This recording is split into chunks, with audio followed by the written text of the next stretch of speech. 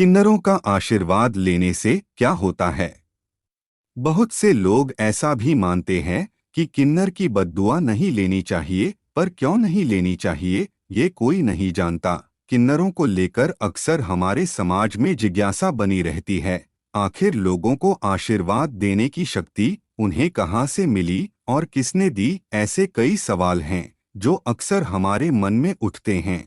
शादी ब्याह आदि शुभ कार्यों के अवसर पर घरों में नेक मांगने आने वाले किन्नरों को लेकर अक्सर मन में यह सवाल उठता है कि आखिर ये कहाँ रहते हैं, इनके देवी देवता कौन होते हैं। इन सभी सवालों के जवाब जानने से पहले आइए जानते हैं कि क्या त्रेतायुग में भगवान राम के समय में भी इस पृथ्वी पर मौजूद थे किन्नर। इस वीडियो में ये जानेंगे। शास्त्रों के अनुसार यदि कोई व्यक्ति किन्नरों का अपमान करता है या उनका मजाक उड़ाता है तो उसे अगले जन्म में किन्नर बनना पड़ता है और ऐसा ही अपमान सहना पड़ता है। कभी भी भूलकर किन्नर समुदाय की बद्दुआ न मोल लें, क्योंकि ऐसा होने पर तमाम तरह की विपत्ति का सामना करना पड़ता है। बुजुर्ग लोग भी बता गए हैं कि यदि आप खुश न कर सकें तो कभी उन्हें नाराज न करें। यदि आपके घर या दुकान में किन्नर आए तो उन्हें अपनी क्षमता के अनुसार दान जरूर करें। दान करने के बाद बोलें, फिर आइएगा। घर में विवाह समारोह हो या बच्चे का जन्म, इन शुभ अवसरों पर बधाई देने आते हैं किन्नर। इनकी तालियां और बोलने चलने का तरीके से कोई भी इन्हें पहचान लेता है कि ये किन्नर है। आम आदमी इनके पैसे मांगने का ज्यादा विरोध नहीं करता और चुपचाप निकाल कर दे देता है। ऐसा क्यों? रामायण के अनुसार श्री राम माता सीता और लक्ष्मण के साथ वनवास जा रहे थे। तब अयोध्या वासी भी अपने प्रभु श्री राम के पीछे पीछे वनवास की ओर चल दिए। श्री राम ने जब यह देखा तो उन्होंने अयोध्या वासियों को उनके पीछे आने से रोका। श्री राम ने तब सभी को अपनी सौगंध दी और पुनः राज्य लौट जाने के लिए कहा।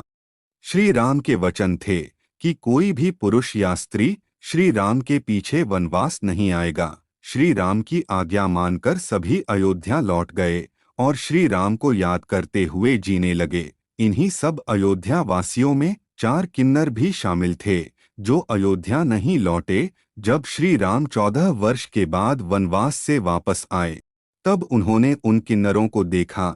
श्री राम ने किन्नरों से पूछा कि वह अयोध्या के द्वार पर क्यों हैं, राज्य में क्यों नहीं। तब किन्नरों ने बताया कि श्री राम ने स्त्री और पुरुष को लौटने के लिए कहा था, जबकि किन्नर न स्त्री में आते हैं न पुरुष में, वह तो दोनों का समागम रूप हैं। इसलिए उन 4 किन्नरों ने अयोध्या की रक्षा करते 14 वर्षा वहीं पर ही बिता दिए। श्री राम ने उन किन्नरों की भक्ति देखकर उन्हें विशेष आशीर्वाद दिया। आशीर्वाद यह था कि किन्नर जिसे भी और जो भी आशीर्वाद देंगे वह जरूर पूरा होगा। किन्नरों का आशीर्वाद कभी खाली नहीं जाएगा, इसलिए किन्नरों की दुआ को असरदार माना जाता है। किन्नर समुदाय खुद को मंगलमुखी मानते हैं, इसलिए ही ये लोग बस विवाह जन्म समारोह जैसे मांगलिक कामों में ही भाग लेते हैं। मरने के बाद भी ये लोग मातम नहीं मनाते, बल्कि ये खुश होते हैं कि इस जन्म से पीछा छूट गया। ऐसा माना जाता है कि ब्रह्मा जी की छाया से किन्नरों की उत्पत्ति हुई है। ज्योतिष के अनुसार ऐसा माना जाता है कि वीर्य की अधिकता से बेटा होता है और रज यानी रक्त की अधिकता से बेटी। अगर रक्त और वीर्य दोनों बराबर रहें तो किन्नर का जन्म होता है। किन्नर की दुआएं किसी भी व्यक्ति के बुरे समय को दूर कर सकती हैं। माना जाता है कि इन्हें भगवान श्री राम के वनवास के बाद वरदान प्राप्त हैं। कहा जाता है कि इनसे एक सिक्का लेकर पर्स में रखने से धन की कमी भी दूर हो जाती है। अगर किसी के घर बच्चा पैदा होता है और उस बच्चे के जन्नांग में कोई कमजोरी पाई जाती है तो उसे किन्नरों के हवाले कर दिया जाता है।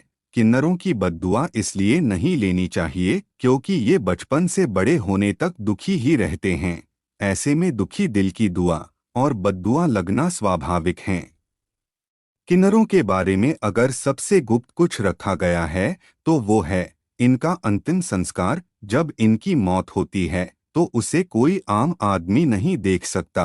इसके पीछे मान्यता ये है कि ऐसा करने से मरने वाला फिर अगले जन्म में किन्नर ही बन जाता है। इनकी शव यात्राएं रात में निकाली जाती है।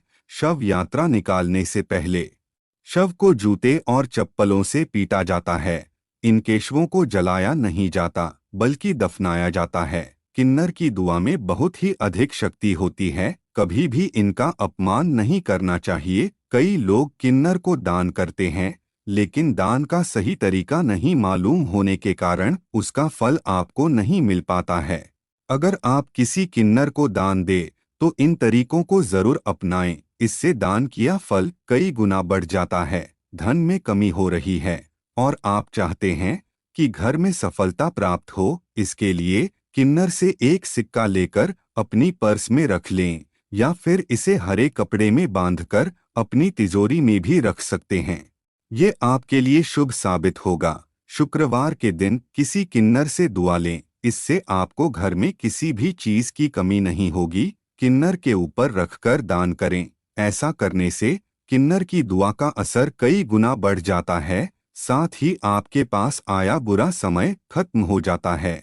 अगर आपके दाम्पत्य जीवन में परेशानी ही परेशानी है तो आप किन्नर को सुहाग की चीजें जैसे कि हरी चूड़ियाँ, लाल साड़ी, कुमकुम, लिपस्टिक आदि दान करें। अगर चाहते हैं कि घर में कभी भी अन्न की कमी न हो तो किन्नर को चावल दान करें, ये शुभ होगा। इसके बाद इनसे थोड़े से चावल वापस लेकर अपने घर के चावल में डाल दें, इससे आपके घर में कभी भी धन की कमी नहीं होगी।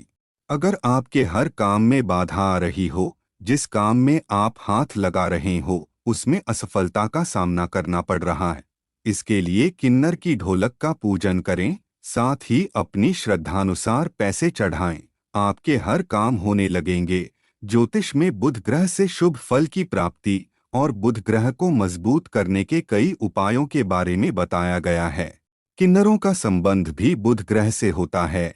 किन्नरों को दान करने से और उनका आशीर्वाद लेने से कुंडली में बुध ग्रह मजबूत होते हैं, लेकिन किन्नरों को कुछ चीजों का दान करने से बचना चाहिए। अपनी रसोई घर का तेल भी किन्नरों को दान न करें। घर की समृद्धि समाप्त हो जाती है और मुसीबतों का सामना करना पड़ सकता है। किन्नर अगर किसी खुशी के मौके पर आपके घर आएं तो उन्हें कभी भी पुराने कपड़े न दें।